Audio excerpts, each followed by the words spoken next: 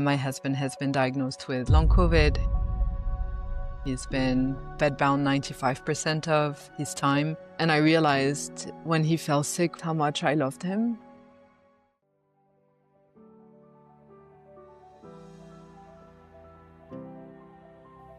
Hey, I'm Sam, and this is The Phoenix Table. Raw stories from the fire for people rising out of the messy middle. Subscribe wherever you get your podcasts, pull up a chair, and join us, because we all rise better together. Yasmine, thank you so much for joining me. You and I have talked a little bit about your story in the background. And today you felt like it would be a great time to start opening up and sharing. And what I'd love to do is just allow you to start from the beginning. So yes, I don't talk about it publicly, and I think we don't talk about it publicly enough. But yeah, it's been a roller coaster the last 3 years. My husband has been diagnosed with long COVID. He's been bedbound 95% of his time. You know, it was a very awkward time in my life where I think everything starts untangling and no longer making sense. Yet at the same time, everything makes sense because it really is the abnormality and the thought, you know, of, oh my goodness, life had been so great and so awesome. What could happen? And life happens. It really, I think, pushed us both as a couple, but also as a family, through a very intensive self-awareness journey and, you know, looking through the lens of just, you know, who we are as individuals. How do we find our purpose for ourselves and then for one another? And how do we make sense of it? And how do we navigate, you know, the tsunami of life as gracefully as possible? Really, it's a story of finding ourselves through the deepest pains, recomposing and trying to make it look normal for the kids. Yeah. Yeah, and we don't talk about it. We don't talk about it. We don't talk about what his life looks like. The kids are now 11 and 13. So I get to be with them. I get to live with them. I get to relive my youth through them while he's stuck at home in four walls. And yeah, it's fall. So at every season change comes the heartache of seeing the seasons pass through the windows of the house. So yeah, sorry. No, please don't apologize. This is part of the process. And if you need to take a moment, you're welcome to too, but never apologize for tears. Thank you. So yeah, it's tough. It's, I think you find resilience, you find grit, through different lenses. I've learned so much.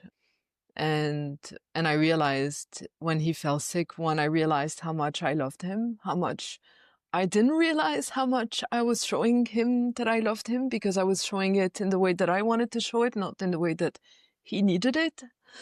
So it's, you know, out of all that pain comes just the most beautiful love story of finding one another again, showing up for one another. What did that look like for you? How did that happen? I was literally on the verge of just jumping back on the airplane coming home. And he's like, you know, I don't know if this is going to continue being what we need this to be. I think that, you know, I need a break. And I thought, oh my goodness, what did I do? And he had been sick for like a good year now. So it wasn't, you know, and for me, I'm like, from the time that he was sick, I realized that, oh my God, this is really the person that I love the most, that I trust the most. And I would trust him with my life. But then I realized that, you know, I haven't been there for him. And so we kind of sat down when I came back and talked openly and went, okay, this cannot be how we continue. This cannot be how we are there for one another. So it was kind of going through the lens of, going back through our lives through a different lens, um, through a lens of love, but also putting the ego on the side and leaving that ego completely on the side. And for me to trust him. And I mean, that opened a can of worms of shit. I Sure. have, I have so much childhood traumas, Mm. and I am repeating the same traumas for my kids. And it was just, I think, an overwhelm of, oh my goodness, who I am inside my home is not who I want to be inside my home. And the people that see me on the outside think that I'm, that bubbly person with, that's got everything sorted out. It's like, no, it's not. And there is a disconnect between that human that is outside, in the public, and the human that is inside dealing with the family, and realizing that all those generational patterns that you have, that are part of your DNA don't have to be part of your DNA. So you have to reconstruct and de-learn and unlearn everything that has been taught to you. But how do you do that on your own if you cannot trust that partner? Also, why are we the same people? I don't understand. No, no, exact. So it's like, finding one another's identity, understanding how do we complement one another, what do we want to bring for the kids. And I think it wasn't just about us, it was also about the family that we wanted to build, the community that we needed to build around us. So through that deep pain comes, beautiful friendships, probably the most grounding from, friendships that I've probably had in my lives. Realizing that I don't have the time to chat with everyone and to answer phone calls and to keep, socializing. And yes, I'm going to need to like step away from my life because currently my priorities are him, the kids, my work, and then me. And I don't mean to put me on the side, but I mean, that's the reality of, trying to compose everything. So there are people that I miss so dearly in my life, but I just don't have the bandwidth to add, to add back regularly, Yeah. within my bubble. It almost sounds like this, going through this experience as a family and as a partnership with you and your husband too, it gave you a totally different lens on how you approach life and where you allow your energy to be spent. Absolutely. And Mm. you don't have a choice. So you become, it's like ruthless prioritization. So all of a sudden, all those business concepts end up applying to your home. And it's also a decision to say it's not only that I don't have the space and energy because I'm just, going from one thing to another, but it's important for me to have that buffer and to, allow space for myself also to ground myself. Um, all of a sudden, all those toxic relationships, whether it's family, whether it's, friends, whether it's work, colleagues, you really have to become ruthless because you cannot have more dead weight. So you need to surround yourself with people that energize you, with people that, you know, are on their lives. For instance, little things like living in constant. So when you have young kids and you're obviously, working and all of that, you can build, it's easy to build resentment for the partner that you're with. It's like, oh, I have to yet again take out the garbage, or oh, I have to yet again, um, empty the dishwasher, or I have to yet again be the one, in the home cleaning and tidying up. Right. And then that happens, and you've got somebody who's not only, at the time he was 40, he's now 43, fully capable, who ends up completely bedbound. I literally, the first 6 weeks, I thought he was on his deathbed. Oh, wow. Yeah, it was, I mean, that's it. Like you kind of think, okay, goodness, where do I go next? And then all of a sudden that resentment leaves and you're like, I can't believe that I have spent literally the last 10 years of my life of us having kids in resentment. Whereas I can do all of that. And I don't need to feel that resentment. If I have the capability of doing it, I will do it. And then it's like shifting that mindset from I have to do this to I get to do that. I Mm. get to. And he often reminds me when I'm like, ugh, I have to take out the garbage. It's like garbage week. And he goes, you get to take the garbage. And I'm like, I get to take the garbage. Get the fucking the garbage. Are you serious? You're like, So thank he gives me, you. Okay. so he like, he's constantly behind me, just, making sure that I, one, appreciate every moment of my life, whether it's for myself, with him, with the kids. I get to show up.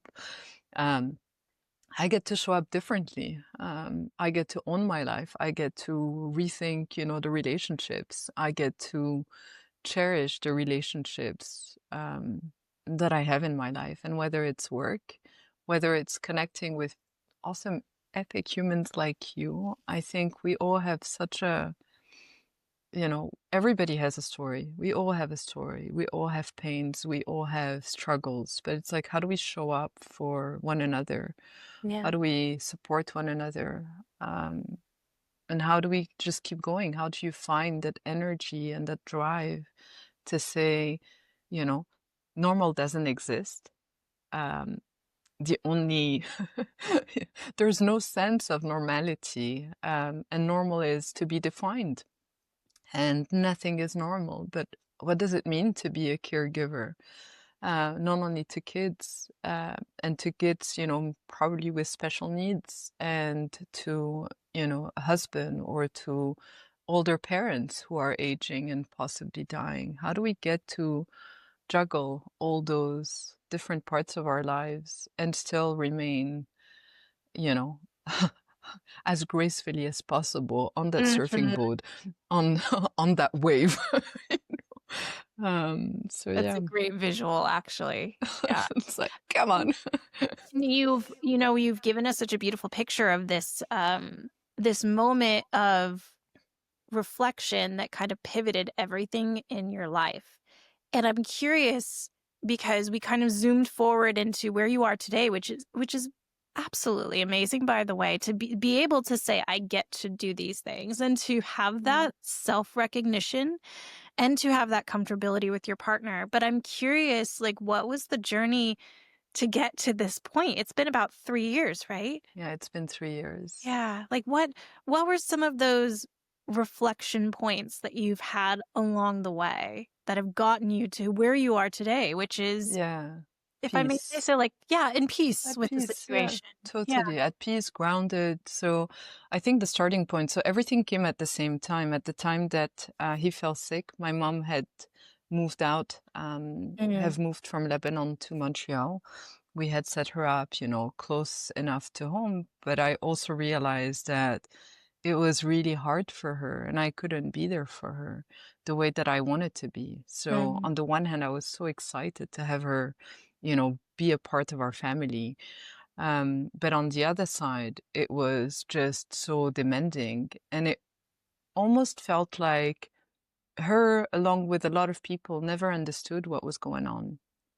So there was a denial and a lack of acceptance on the situation. And I mean, you talk about long COVID up to this day. I mean, now it's lesser, but very few people understand what long COVID is. And there's such an array of debilitating symptoms that people live with, whether it's cognitive, physical, gut related. I mean, there are millions of people in this position.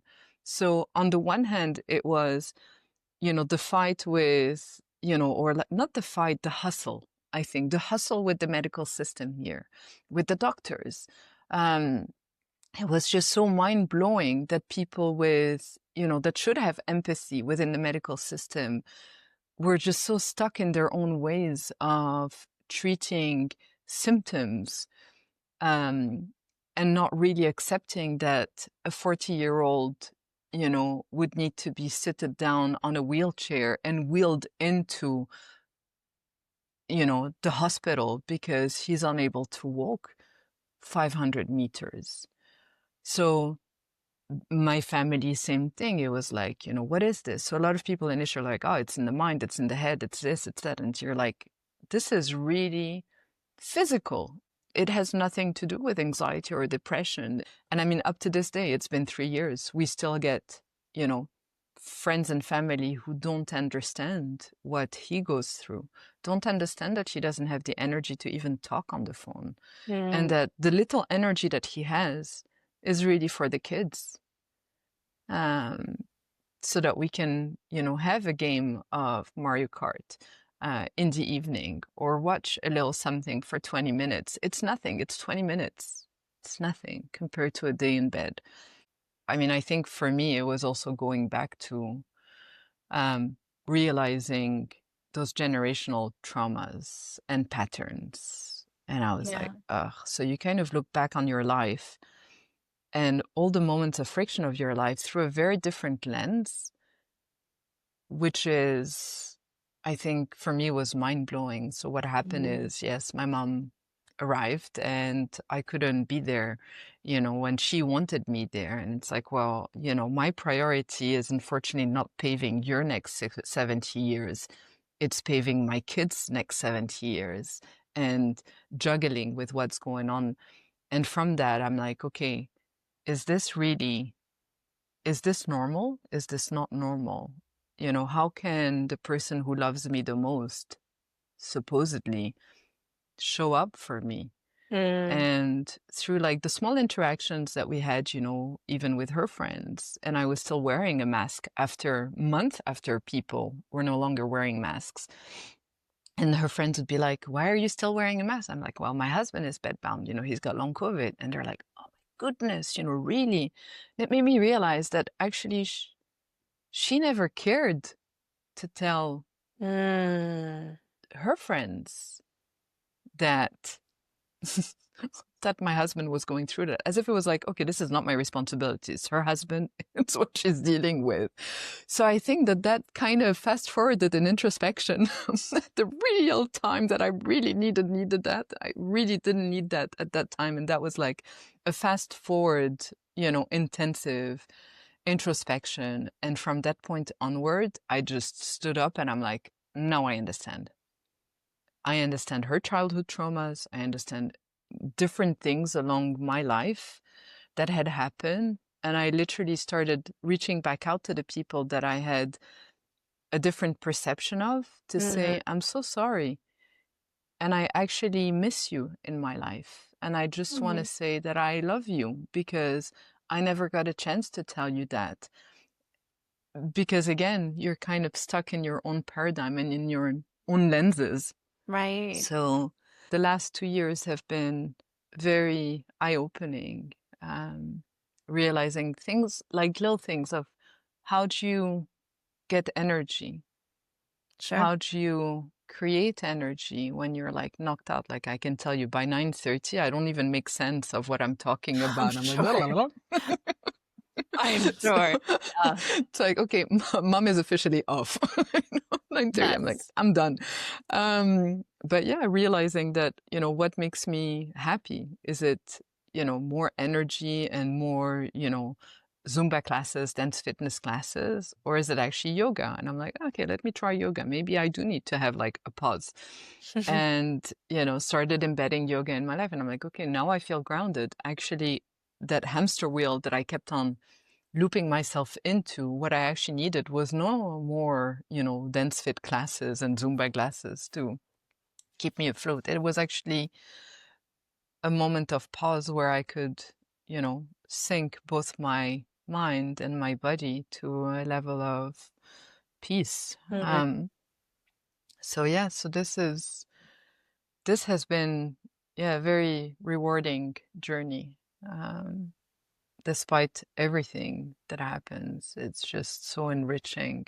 And now, as things come up in your life, whether it's opportunities, whether it's invitations or stressors, how are you now evaluating where you want to spend your energy?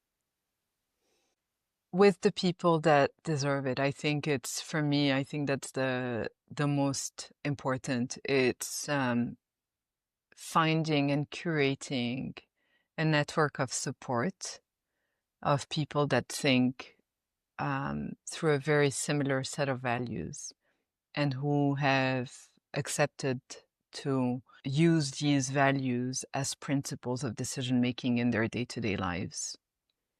So from that, I'm like, okay, I can take on the world and move mountains if I've got the right people around me to do so, the people that lead with care and kindness, the people that lead with abundance, not with scarcity, the people that, you know, will not hurt or harm anyone. You know, one of the mentors that I had worked with who had said to me, oh, you know, you have to accept that at one point in your life, you're like a rocket. You have got to let go of the things and the people in your life that just keeps you moving down. So as soon as, for instance, yeah, I'm surrounded by people that are very much, that feel like they're entitled, that's something that confronts me. Whenever I try to move things or to change the mindset and I don't feel like it works, Mm. this is where I have to go, okay, it hurts, but I have got to let go of that relationship because it's just going to pull me down. It's not going to allow me to move forward. Honestly, I think the biggest realization for me was that everything needs to be built around my kids and my Mm. husband. Meaning that, you know, flexibility at work, yes, I need that. Flexibility at work means that I will always show up and deliver on time. However, my kids are more important than any of that. Nothing matters more than them at this point. So, you know, they're really funny because they're like, oh, you know, let's go to a, you know, a Six Flag roller coaster thing. And I'm like, Yeah. let's do this. And I like, sometimes I'm like, okay, I think I'm going to lose half of my brain on one of those rides. But I mean, the joy that they have from From seeing doing. my face, screaming the life out of myself. And they're so content and they're so happy and they're so fulfilled. And I'm like, check, what does it take? What does it take to have fun the way that they're having fun? What does it take to have the house always open? So I remember like before, Mhm. you know, before all that happened, you know, we were more protective of our space at home Mm. because, you know, the noise, the neighbors, you know, the whole thing. Now it's like the house is always open. Mm. Their friends are here all the time because it's a safe space. We've created enough of a safe space that even if Philippe is in bed and the door is closed, he hears them laughing. Yeah, He he gets hears to them experience it, sort exactly. of, He right? exactly. So yes, he's not socializing, but I mean, you know, like 2 days ago, my son came in and he's like, you know, oh, I'm gonna start composing with my friend, and can he come over? And I'm like, okay, yes, for sure. And I'm like, oh, you know, like the neighbors are just gonna go nuts. And thankfully they're awesome. They've got a lot of patience. But yeah, and they were just so into it. And I'm like, this is awesome. They're also living their best lives. They get to do whatever they want to do and they get to accept that, you know, that is with them, you know, in so many ways. Yes, he's not physically there, you know, for the birthday parties. Yes, he's not physically there when we take a hike. Yes, he's not physically there when we do stuff on the weekends. And yes, it makes it hard for me to also try to juggle the time that I spend, you know, with them when I have a full day out and I haven't seen him and I, you know, prep lunch and dinner and all of that. And of course, he's bloody freaking lonely. And that divides me, but we also know that it's okay. You know, I'll drink a bit more coffee the next day and I'll be up a bit later and that's fine, you know. And yesterday he's like, while you were sleeping, you were talking to me about, you know, like the steaks that you wanted to fry and like the potatoes that you wanted to do. And I'm like, okay, this is really awesome. So, so I think we're getting to a point where we just have fun with whatever we have and we just make the most of what we have when we have it and we don't and it's fine. It's just, I don't know. chasing, what are we chasing after? We run faster and chase, after to die quicker. Like, what is it that Mm, we're after? I think it just, redesigning the meaning of success. What does success mean? For people, it's money. For people, it's about having more. For people, it's about a new car. For people, it's about showing off. For us, it has a complete different meaning, and that's fine. And there is no judgment. It's just allowing ourselves, each of us, to redefine what does success mean.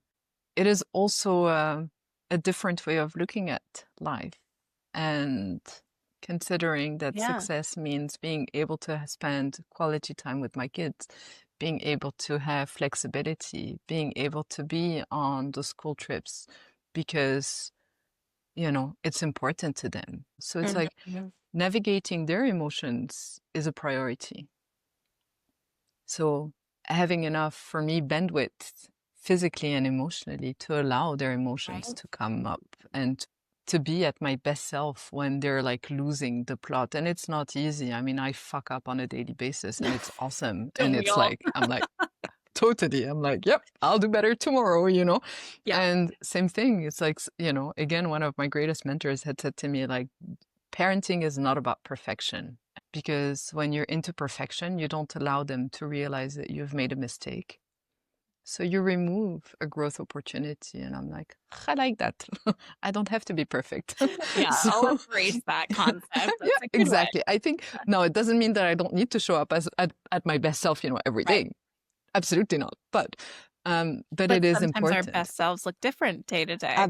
Oh, yeah, absolutely. And I mean, they've seen my worst self, and I think, they're like, okay, we don't want to, like the dragon, the dragon in me doesn't need to, doesn't need to show up as often. So yeah, it's a work in progress. I think we're in a good place today. Um, I think, yeah, the indicator of success is the happiness and the joy in the kids. And it's how fulfilled they are, how close to their values they are. Are they still seeking something different, or are they content with what we have? And I think that was probably, a difficult thing for both of them to accept. Like, oh, we can't really travel. No, we can't really travel. But this summer they did. They actually traveled. My brother-in-law came, picked them up, and they went to spend a whole entire week with them, with, their cousins. And they had such a blast. That's And I went there to join them. And the moment that I just saw their eyes just wide open, and they're like, Mom, I'm like, their heart felt so filled.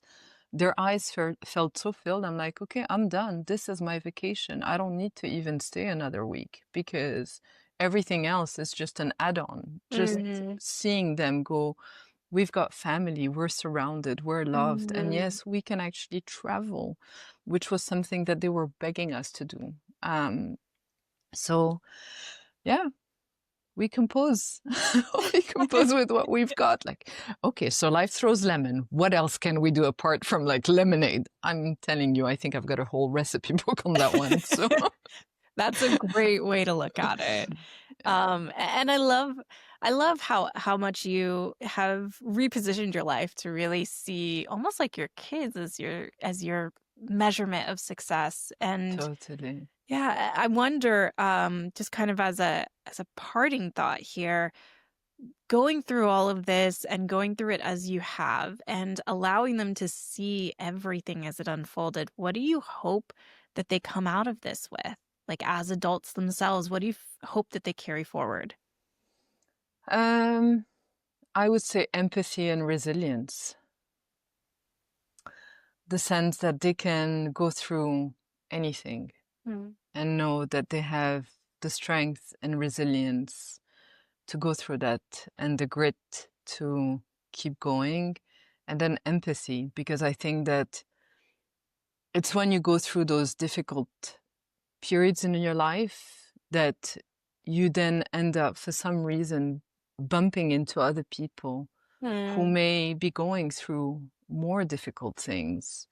And you end up having, a natural space safe space for others. So I think leading with that empathy, and leading with deep appreciation what they have, like gratitude. So yeah. That's beautiful. Is there anything else that you want to tell us or leave behind from your story that you want other people to understand or know about? Um, I think I would say it's maybe a call for founders and startup founders and for people in business. We've cultivated a culture of growth at all cost. Mm-hmm. And I think, that redefinition of success is so key. To not lose yourself in business. Money is a means to an end, not an end in itself. And to cherish the people that cross paths with you. And to also value the fact that when you hire and when you work with people who are, in their mid-40s, let's talk about that one. You're officially talking to people in the sandwich generation who are parenting and very likely caregivers to aging parents and dying parents. So, it is so important to just value humans and continue to lead with with the right values and not let the sense of being in a survival mode bring the worst out of people. So I've decided to obviously go completely fractional, to go, project-based, consultant, coach, like whatever you name it, not be with one entity, because I feel like nobody understands what flexibility means. Very few of us understand what flexibility means. And I think it's a very good reminder of leading with the right values. And despite the fact that, yes, it's not easy to find contracts, like we're in an economy of uncertainty, everything is just uncertain. Uncertainty has become the new norm. I could show up, like I have the opportunity literally to show up every single day stressed because, I'm missing, the bills are coming in. I've got a mortgage to pay. What does that bring me? And I think that this is really the biggest realization. We went through a very distressful situation in September where the insurance company decided to stop the invalidity payments. And I mean, I was so grounded. It was immensely stressful for my husband because does he feel like he's a weight on us? Which he isn't. But on top of it, there's a financial burden that comes with it. So it's like, so this is where we were pushed into survival mode of, okay, what do we do now? And we decided to stay grounded. And we decided to not let that lead and take over our lives. And, it's a road bump. It's okay to go through those road bumps. So I think it's, understanding where your values are, understanding what really matters, and just not letting, lead with abundance. Lead with abundance. Don't lead out of fear. Lead with love, because honestly, that's probably the only thing that comes back is just love. Thank you for joining me on the Phoenix Table. If you enjoyed today's episode, please like, review, and subscribe, and make sure to share this story with someone who might need to hear it. Remember, we rise better together.